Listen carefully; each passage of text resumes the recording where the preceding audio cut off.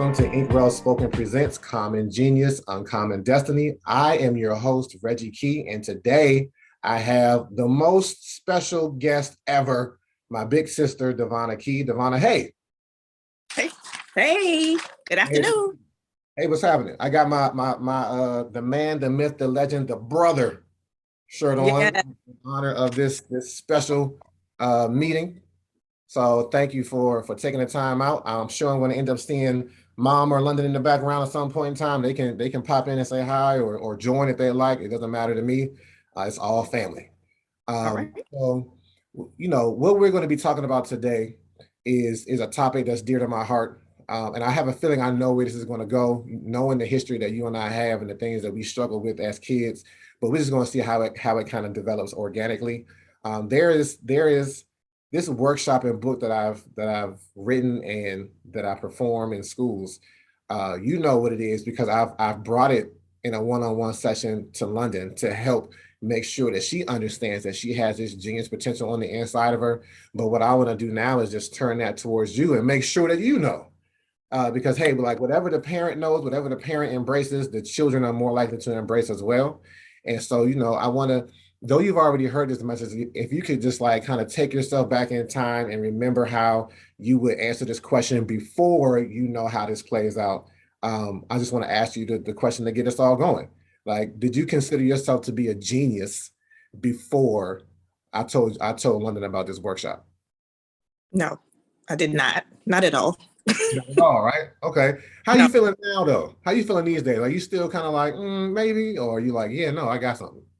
I got something now. Yeah, now that I understand. All right, cool. So the thing of it is, like, when you did not attribute genius to yourself, who did you attribute it to? Like when you heard that word genius, who did you think of? Yeah, I thought about Einstein. I'm like, I'm definitely not like Einstein. Yeah, right? That's like the number one answer. It's been interesting the last couple of times that I've interviewed people, they've thrown me a curveball because they've been like, no, yeah, I'm a genius. I'm like, oh, okay, that's great. Okay. It's okay to self-assert. That's what this is all about. But it kind of Right. threw me off because I didn't get a chance to talk about what happens when we attribute genius to someone like an Einstein. We end up automatically disassociating it from ourselves because we're like, Right. we do this comparison thing where we're like, hey, Yep. look, I know why Einstein's a genius. Like, I know what he did. As a matter of fact, I don't even know everything that he did. I don't know if I understand what E equals MC squared is, the theory of relativity, but I Right. know that he has this high IQ. Whatever we attribute to genius, we attach it to him, and then we're Yep. like, yeah, I don't have that. So I don't think like Einstein, therefore I am not a genius. And that's an Right. incorrect way of thinking. Um, Even Einstein purportedly agreed with this way of thinking that hey, look, he's only one type, because he has this quote that I often like to say to people, and I can't remember if I told it to you all, but I'm gonna say it now, and you let me know if you remember it or not. So this is a Okay. quote that purportedly comes from Einstein, and it goes like this: If you judge a tree, I'm sorry, I messed it up. If you judge a fish by how well it can climb a tree, it'll spend its entire life thinking it's stupid. Hmm. Had I said that to you before? Oh, You remember I'm that? not. Oh. Mm-mm. Yeah. Wow. So, like, how does that hit you? Like, what is that saying to you? That makes sense. Like, why would we attribute a fish being able to successfully climb a tree when that's not his area of expertise? That's not his element. So he's never going to be successful. Right. And so, that's a fault of us, whoever is judging this fish. But if the fish keeps encountering that and the fish keeps hearing that, it's going to reprogram how the fish thinks and views itself to be like, yeah, I can't climb this tree. I guess something's wrong with me, huh?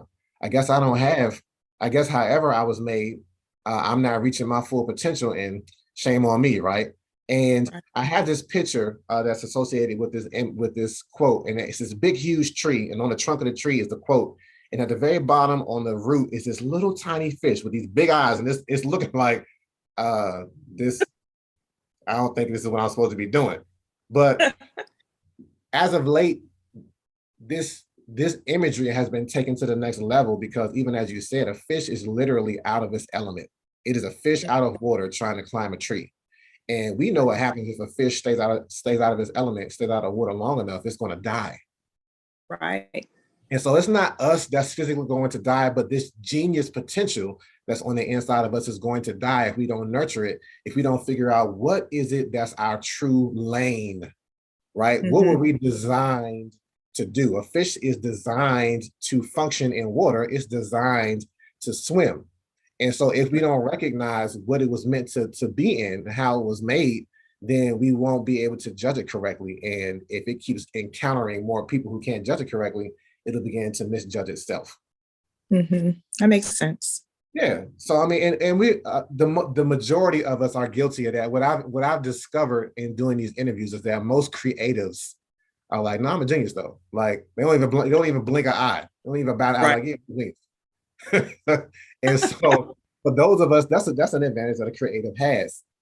We've seen how that can get out of control, Kanye West. But you know, there's some limits that should be on it, but there's some times that we just have to take the limit off first. And so, why do you think that people do this? Why is there a limit that we tend to put on ourselves? I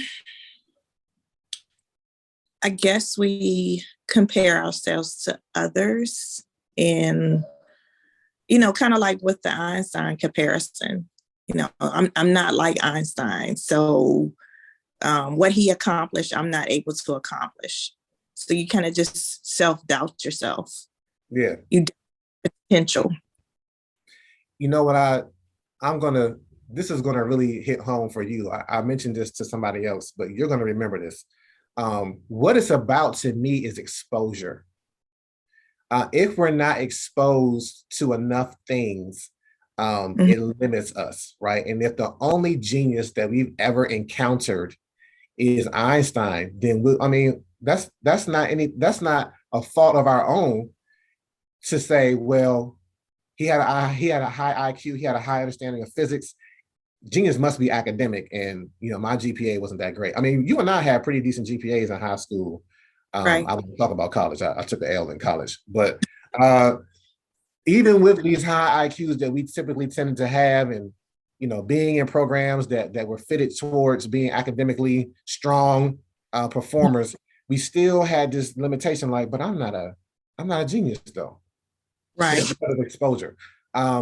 Einstein, in truth, was just one type of genius, but we don't hear that conversation enough. We don't hear that genius can be attributed to non-academic things. Creatives, and I'll say this in a way, right brain thinkers typically don't perform well academically because academics is a left-brained type of interaction, at least how it's been constructed, right?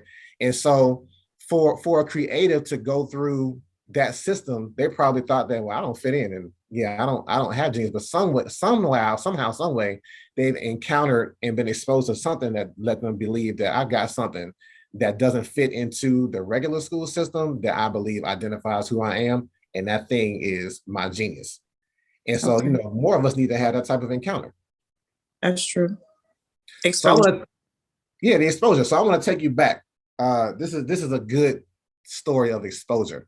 You remember in our childhood home in Suitland, Maryland. Shout out to Suitland. Yes. Remember we got this doorbell that had all these different chimes. Yes. Yeah. And do you remember who changed the chimes most often in the house? Dad. No, it wasn't Dad. What are you talking about? It was me. Oh.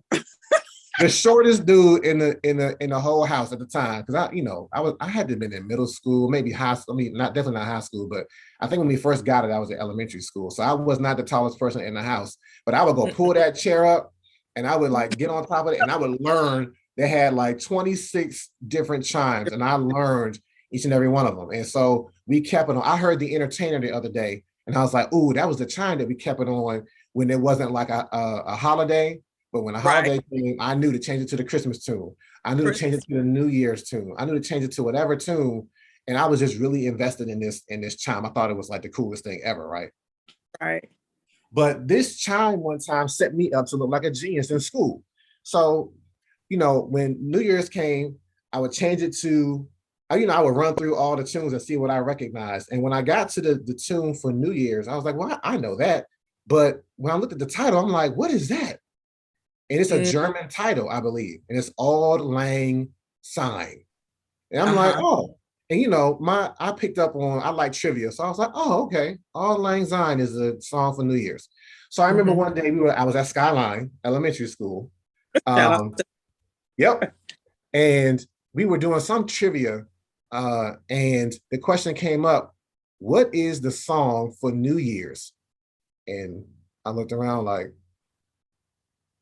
it's Auld Lang Syne. And people were like, what? Like, how does this dude know this? He's a genius. Why? He's a right. And I remember I was like, no, don't give me that, first of all, because I have been picked on horrendously for right. being academically stronger than a lot of my peers when I first Yeah. got there. So I was quick Yeah. to be like, no, let's pump the brakes, time out. I'm not a genius. I was like, and I explained, I have this chime at my house that allows me to program different tunes, and that's how I learned it. I didn't just come out the womb knowing Auld Lang Syne, and so Right. that's a story of exposure. Okay. I That knew makes sense. something that somebody else did not know, and so it gave me this advantage and made me look like, oh, okay, this dude knows something. And I Right. remember at that young age, I'm like, no, it's not about that. It's about just being exposed to some things that you all haven't been exposed to. And so Mm, that's the issue with most of us. Like, we haven't been exposed to enough people saying there's different types of genius. right. So what do you think about that? Do you remember? I know you said you remember the doorbell, right? Did you know that story? Had I ever told you that story before? No, I never heard that story before. We Nope. hear all types of stories that we ain't heard before today, huh? I Revelation. Right. So as it relates to genius, how it was given to me over the course of time, just being exposed to different things. Um, it's a combination of passion, talent, and purpose, right? Hmm. And so Hmm. one thing I want to ask you about before I kind of, deconstruct this word passion, the way I've deconstructed this word genius is, like, what do you say you're passionate about? Passionate about, I would say helping others. That just feels so natural to me, um, to help others and be available to others who, you know, are hurting or happy if they need someone to talk to. I like to be, excuse me, make myself available to others. I would agree. I mean, for the lifetime that I've known you, um, you've always been the social butterfly. Between the two of us, there was no contest. You are the social butterfly, and that ties into, you wanting to help others. Eventually I wanted to help others too, but my whole demeanor was completely different from yours, and it's okay. Like, you can help others in different capacities, but I Yeah. definitely see that correlation between you being this social butterfly and wanting to help people or interact with people and help them to feel better. So Yep. okay, that's what you're passionate about. Now, are you ready? Because I may be about to flip this whole passion thing and what you say you're passionate about on his ear. Are you ready for that? Okay, sure. Why Yeah, not? a bit of a trick. So most of the time when we talk about passion, we do the same thing with passion as we do with genius. We attribute it to a certain thing that everyone pretty much agrees with. So when I talk to people about passion, I'm like, well, what comes to mind when you think of the word passion? People say, like, love. That eventually comes into the forefront, right? Love. And I'm like, that's cool. Let's talk about love, but let's talk about the flip side of the coin of love, because on the flip side of love is hate. Right. And so, as it relates to this genius equation, and as it relates to your genius, Devonna, um, Hmm. I want to focus on what it is that you hate. Mm. So you've already heard this before, but the first time that I said this to you, like, what did you think? Like, what do I hate though? Like, I don't know how that fits. Like, how did that hit you the first time you heard it? Yeah, like we have to go there though. Like, Yeah, yeah, we got to. And the reason why is because the thing that we hate is often related to the thing that is broken around us. The world is broken in many respects, and that brokenness begins to impact each of us in a very specific way. And most of the time we're exposed to it early on, right? And so the thing that makes us feel less than, the thing that makes us feel like we're not important, the thing that makes us feel like nobody cares about us is something that as we get older and we look back on it, we're like, you know what? I hate that I went through that. Right. And Okay. not only, genius always begins with self, and then it kind of turns outward and begins to look around and say, what else do I see? So that hurt, that thing that we hate impacted us individually, but eventually we'll turn around when we get older and say, man, I see that. And somebody should do something about that. I see it now, not just impacting me. I see it impacting others. And I know how that person felt. It almost like it creates this empathy, because we're like, ooh, I know how that might make you feel because I went through that. And so we Right. begin to look around and we might start saying things like, somebody need to do something about that. And Hmm. when you find yourself constantly pointing and saying, somebody need to do something about that, guess what? That It became somebody is okay. you, right? I'm trying to find Mm-hmm. the camera. That somebody is, there we go. That somebody is you.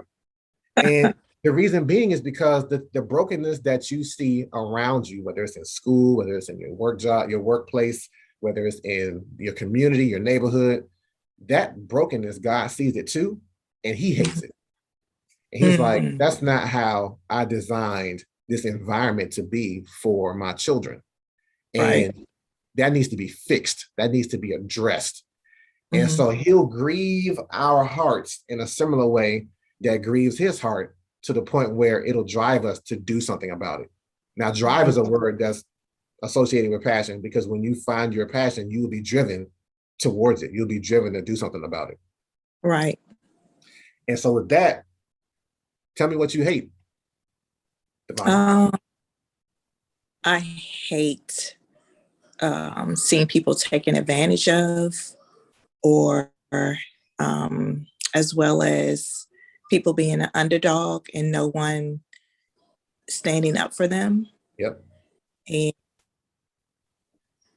I hate to see people just sad.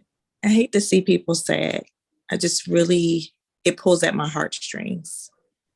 Um, so those are things that kind of come to mind. Yep. That's what I thought. Uh huh. Because you and I have a very similar childhood. And we'll get into it in a second, but I want to ask this question first. When you think about an underdog, what typically happens to an underdog? They get taken advantage of. They get Their taken voice, advantage of. yeah, yeah, What's the word? Like, I was a runt, right? I was little for a long time, and a runt and an underdog are kind of synonymous. What happens to runts? yeah. People run over top of them. People People run don't over top listen. of them. Yeah, The word that I'm looking for is the word bully, though. yeah, Runts and underdogs tend to get bullied and pushed around and pushed to the side and made to right, feel like they're not important. And both of us went through that in our right, childhood for very different reasons, but we both right, went through that. And so now we both have a heart for that. Like, I hate seeing people bullied. Now, what it looks like for me is different for you, but mhm, bullying happens to me. One of the reasons bullying happens for many different reasons, but one of the reasons why bullying and being an underdog and being a runt takes place is because people don't know who they really are. People don't right, know how awesome they are. They don't know their identity. And so that's why I go around telling people like, hey, first and foremost, outside of your name, you're a genius. So mhm, don't let the world bully you into being a fish that has to climb a tree. I don't know. right, I got all these metaphors. Like, don't be the fish that's the underdog trying to climb up this tree. You were never meant to do that. right, Like, know what it is that you were meant to do and be confident in that, so that you're not the underdog, so that you're not that runt. It doesn't matter at that point what size you are. It matters what's on the inside of you and how you release it to improve the environment around you, to improve people's lives around you, including your own. right. Right. So can we talk about that for a little bit? Like, how did that feel being an underdog, being picked on, whatever, in school?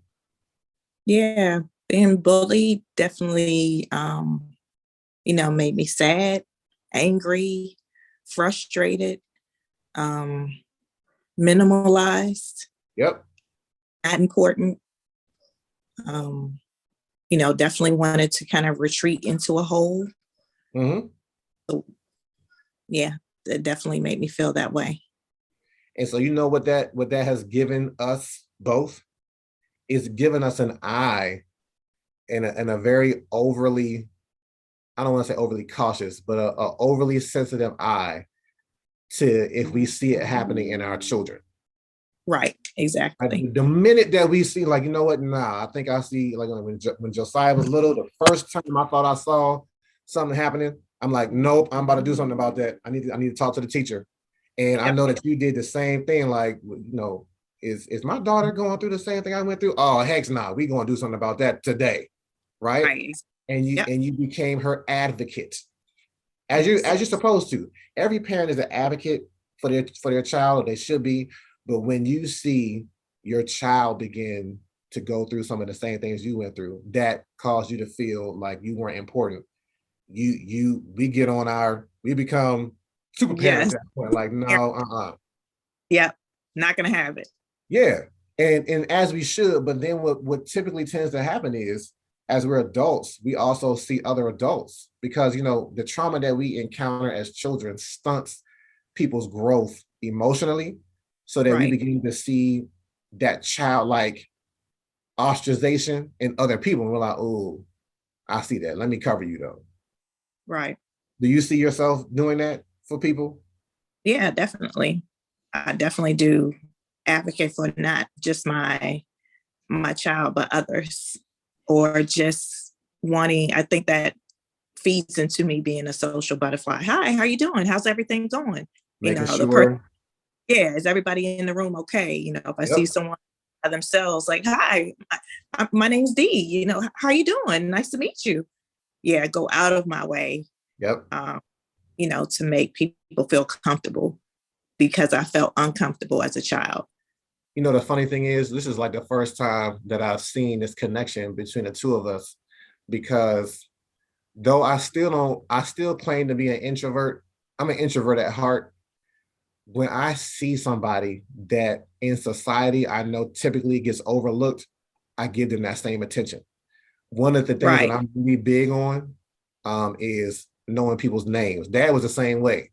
I don't know if he was driven the same way, but I'll look at somebody's name tag at the checkout and I'll be like, "Thank you, Joe, for helping me." And they look up like, "Oh," because like it's these thankless positions that people get overlooked on. And, they may already be feeling a certain way about themselves, and then they come to work and get ignored Right. while they're helping somebody. Like, we on our phones, we not paying attention. Like, how much is it? Thanks, bye. And so I Right. go out of my way to like speak that person's name Yeah. to get to know, like, I see you, I recognize you, right? When I see somebody that's homeless on the street, like I try to speak to them. I don't do it every time, but Mm-hmm. I try to speak to them like hello, because it's like, man, you already at a low point, and to feel like you meet people, homeless people meet people all the time. They Right. encounter people all the time, but the people don't take the time to look them in the eye because they're Right. afraid if I make eye contact, you might start to ask me for something. But I'll make that risk because Mm-hmm. I don't want people to feel like they don't exist, that they don't have a place in society, because I know what that felt like. And so yeah, Yeah. you and I have that same type of approach to people, just in different ways. Right. Yeah. Acknowledgement. Yeah, People want it's huge. to And so agree. our genius is similar, but it's not, and it's good. And so Uh-huh. though our passions are similar, they manifest our genius differently through our talent, Right. right? Because our talents are different. Mm-hmm. We have some similar skill sets, because we've said many times that we're trying to figure out how this works, what this means in our lives. But our family is a family of counselors, Right. right? And Correct. so, it's a blessing and a curse. We won't get into all that right now, Right. but That's um, another episode. it's a whole nother episode, a whole nother series altogether, right? But Yeah. the thing that I see is that I've been shown is the brokenness that we see in the world. Whenever if you don't even take it into a world perspective, but if you see something broken in your house, you're going to start to Mm-hmm. figure out, like, how do I fix this? And you might start looking around for a tool to fix what's broken. And not every tool will fix everything that's broken. You need a specific tool for a specific thing that's broken, right? Right. Correct. Yes. And so the tool that we use to address what's broken is our talent. Mm-hmm. So with that question, I want to ask you, like, what do you see as your talent? So my talent, to me, it feels like it's my passion. Okay. I has so interesting. My girlfriends and I some years ago went to Bahamas, and I just randomly met some people from Australia. So one of my was like, every time we go somewhere, people are like drawn to you. And I'm like, yeah, why is that? But it's like people can feel my aura, so to speak, or feel it's like, am I sending off friendly vibes? You know what I mean? Or if I'm in the store, people just randomly talk to me. They like make eye contact with you out of everybody, like, hey, like, right. All right, I guess this is happening again. Right. And I don't have a problem engaging with people. It's natural. So I guess that's a talent, because not everyone has the ability to do that. No. And not feel awkward or uncomfortable. It's just natural. Yep. Kiana's mom, she drew a distinction between your gift and your talent. She was like, your gift is what God gives you. Your talent is what you do with it. And so you have this gift, right, of being able to encounter and engage people and make them feel safe, comfortable. Safe. Talk to them. Now, that I definitely see that, but it's connected to your passion. But as we're defining passion by what it is that you hate, they're not the same. Like, so the thing that you hate is for people to feel marginalized, for people to feel overlooked, right? For people to be abused because they're overlooked. But your talent is being able to encounter and interact with everybody and meet them at their level and be able to say, hey, look, I see you, basically. I see you. Yeah. Right. And so, when you pair those two things together, that's a perfect pairing. Like your ability to make people feel seen addresses the hate that you have about people feeling unseen and feeling like I don't count, I don't matter. I'm just here to be bullied, picked on, whatever. Right. And so that's your genius. I mean, your purpose, everyone's purpose in life is to figure out what they've been talented, what they've been given as a talent, and then address what it is that they're passionate about, what they see that's broken in the world. Right. And sometimes it takes us longer to begin to unwrap that and unravel it and then begin to function in it. Most of the time when I tell people, when I interview them, I'm like, you probably already operating in your genius. You just aren't calling it your genius though. Right. Yeah. Right. And so, I've heard plenty of stories. I hadn't heard that story about, the Bahamas or the Jamaica, wherever you were, but I've heard plenty of stories about how you interact with people on your job, how people are drawn to you on your job, how people are drawn to you in different avenues. And you draw them into this place where they feel safe. Right. And of course, because you have that vibe, people come to you and you're like, I don't even understand why this is happening. Right. Right. I mean, our mother says that, like, I don't understand how people just are drawn and come and dump all their problems on me. Like, I got my own problems. Like, they don't see your problems. No. They see that you're a safe place to begin to unpack their problems and their issues. Right. And that gets into, not again, because I haven't said this yet, but it gets into, I'm glad that you know your talent. But there's so many of us that are like, I don't know. I don't have one. I don't have a talent. I don't know what I'm good at. And it's like, you do have one. It's generational. Right. Because what's in you, what's in me is in mom. Right. And what was in mom was in Big Mama. Right. Right. So they heard the matriarch of the family. Right. And so we got to understand when we meet people who are like, I don't have anything. Yes, you do.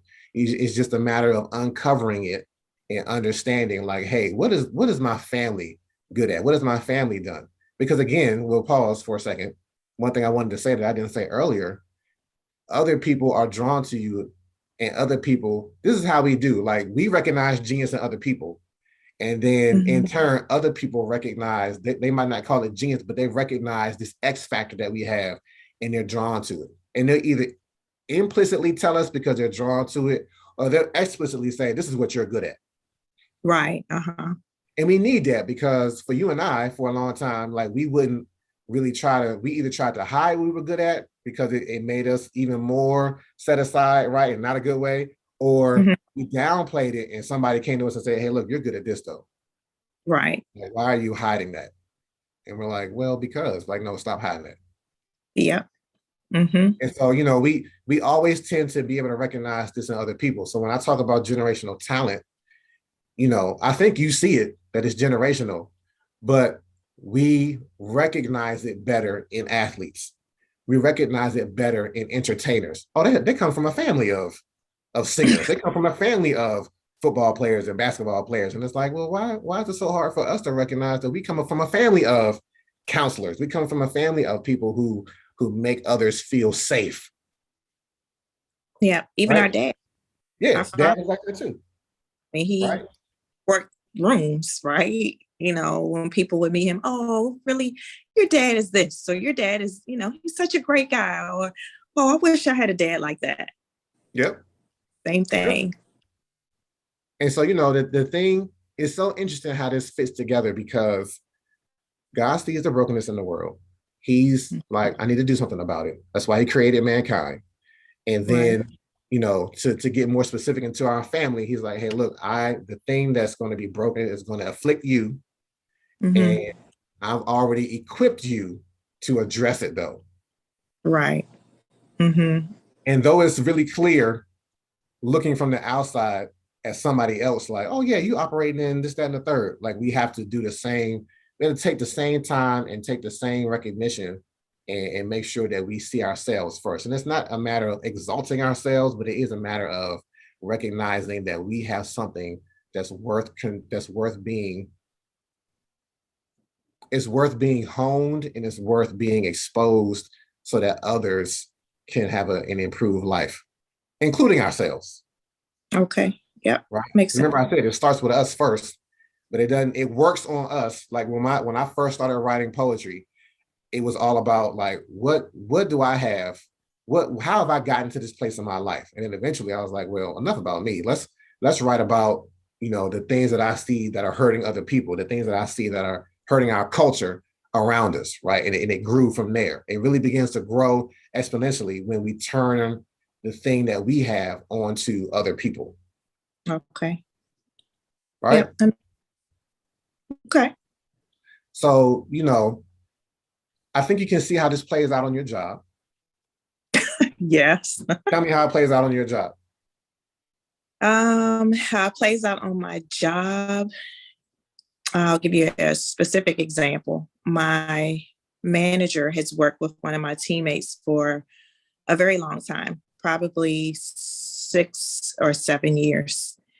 And he said to me not too long ago, this person does not really compliment too many people, but she complimented you Mm, just for, just being easy to work with.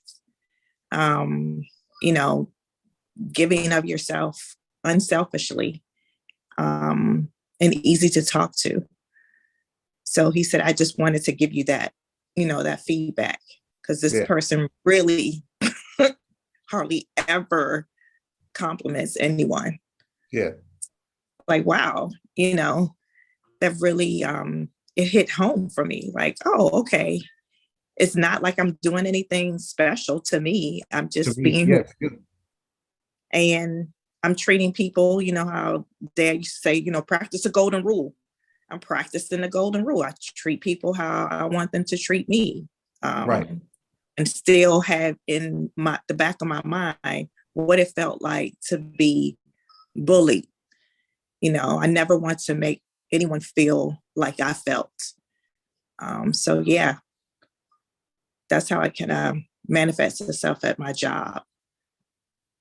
something that I heard you say, you was like, I'm not really doing anything different. I mean, if you if we could talk to fish and it was like, well, you're a good swimmer, the fish would be like, this is just what I do. Like, Right. and for Okay. us, people like us that don't know how to swim, which we gonna fix that this summer. Right. But for people who get into the water and be flopping around, we're like, yo, this fish is like amazing. Like Right. how fast it swims, how effortlessly it swims. And so to be able to recognize ourselves in our own element then allows us to help others, right? Like I want to talk to London. Like she swims like a fish. I want to talk to her and be like, hey, look, you swim really good. Can you give us some pointers this summer for when we get into the water? Because that's something that we're not good at. I mean, genius is just as much about knowing what you're good at as knowing what you're not good at. That fish has to know I'm not good at climbing trees. I shouldn't do that. Right. Yeah, it Right. makes uh-huh. And like for me, it allows me then to recognize the genius of somebody else. Hey, I don't know how to swim, but hey, you look like you're pretty comfortable in the water. I need to learn from you though. Right. And then, let others know, hey, look, this person knows how to do this really good. And Yeah. that's how, I mean, to be honest, that's how businesses start. Hey, I see this thing that the world is lacking, that the world does Mhm. not have, and I have a means to address it. And I have a means to address it well that nobody else is doing, or other people are doing it, but they can't do it like me though. And so, Right. what starts as a small business, what starts as, hey, look, I'll do it for free, what starts as, I don't care how much I get paid, what starts as, I don't care how big of an impact I have against this huge system that I see as broken. I'm gonna do it though. Yeah. And more so than anything else, I know I'm beginning to get into that type of lane, and I want you to get into that type of lane too.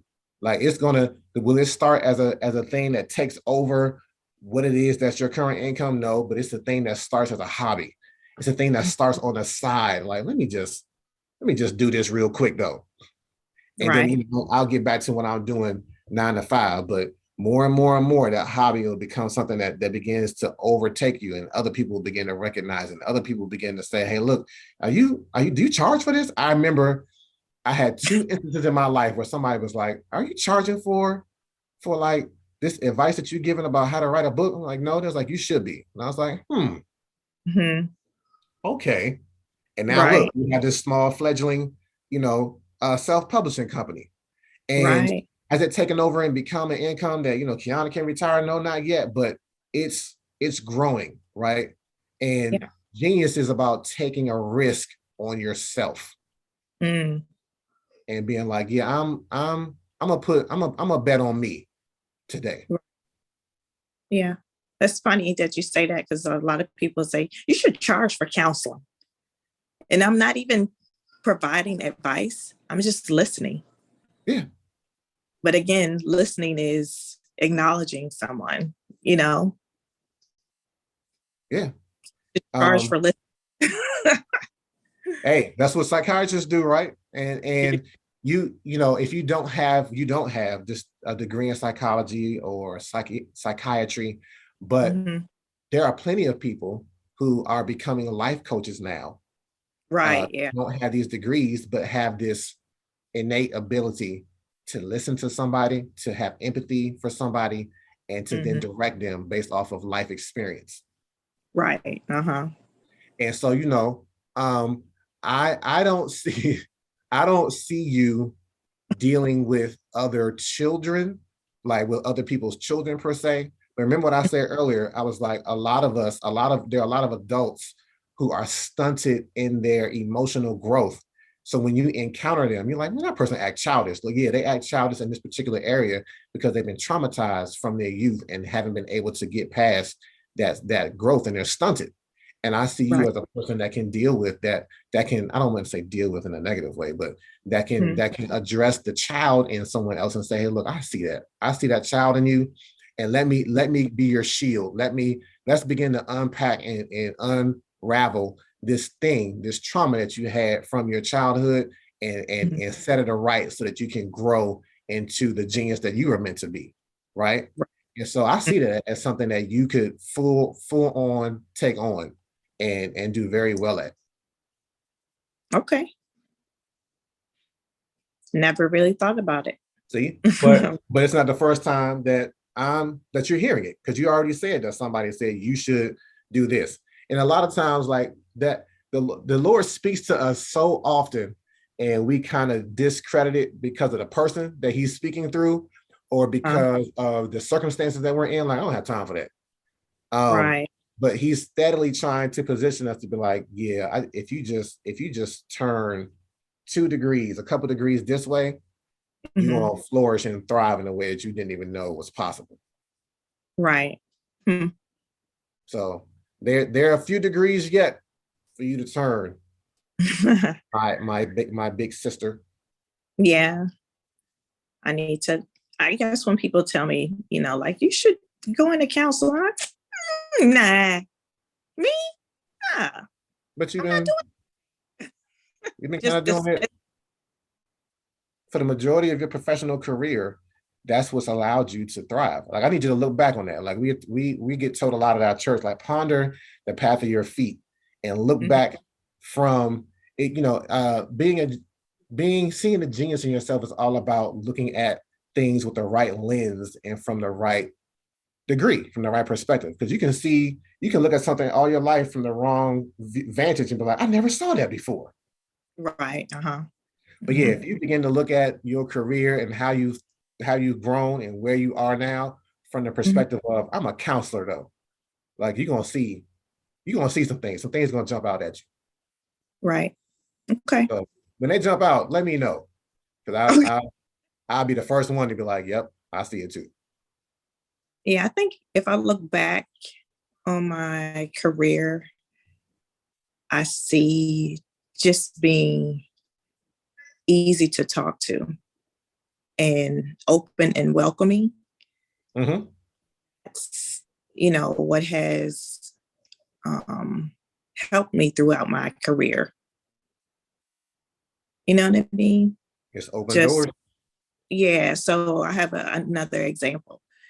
When I was a stay in school at Department of Navy, I supported a Navy captain, Mm-hmm. and there was a primary admin there that I worked under, and when I would arrive to the office, she would be there, and I have to admit she was a bit of a mess. Um, just not organized, and allow her personal life to um, affect her professional life. So Mm-hmm. she was a so the captain would stay in his office when she was there, when she and I were there. And as soon as she would leave, because I would always bring my books, I would, stay on the desk. If I left the desk, I'm like, I'm going to the restroom or I'm going to grab lunch. I wouldn't lollygag, just strictly, professional. When she would leave for the afternoon and I would, take over, he would come out of his office and like sit on the desk, on like her desk, and talk to me about school and, career and just being focused. And he would never, ever do that when she Hmm. was there. And people around the office just looked at him, were kind of like scared of him because he was very stern Yeah. and a lot, didn't talk a lot. But every afternoon he would come out and talk to me. See, that's another story. I ain't never heard that before. Yeah, yeah. But it's a good Mm-hmm. story. It's a good reminder. So I hear, you know, understand too that it's possible to have more than one talent. It's possible to have more than one passion. And when you begin to like put these talents together and address these passions, man, some miraculous things can happen. And so what I'm reminded of in that story, I'm really glad that you brought that up, is like you have a tenacity about you. I don't think that you've probably ever associated the word tenacity to you. It's like genius, right? But Mm-hmm. you are tenacious though. Like when you go after something, you go after it thoroughly.